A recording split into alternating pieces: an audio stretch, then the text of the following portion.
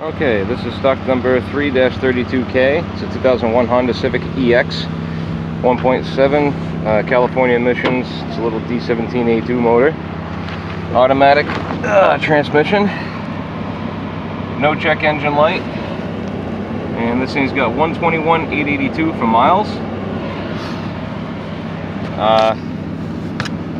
Supposedly the guy that dropped it off said the only thing it needs is a converter.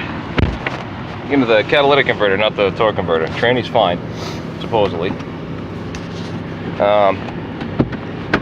So let's take it on a spin and see what she does.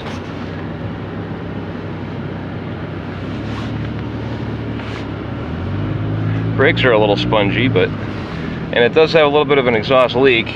I'm guessing that's why he said it needs a converter, because I'm guessing one of the flanges rotted out.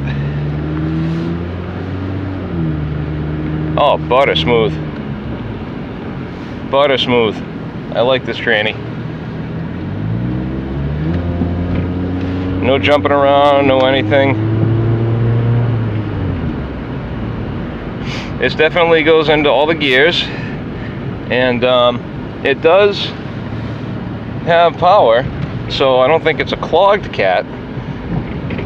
I think it's just, like I said, probably rotted flanges. I mean, without getting underneath, it's kind of hard to tell, but I'm guessing that's what it is. So, let's show you a pic of the motor in a sec. Alright, and that is the engine. Looks like the valve cover's weeping a little bit of oil, but not bad.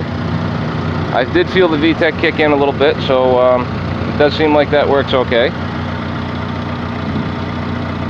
Everything looks factory. So yeah, looks like it's going to be a good drivetrain.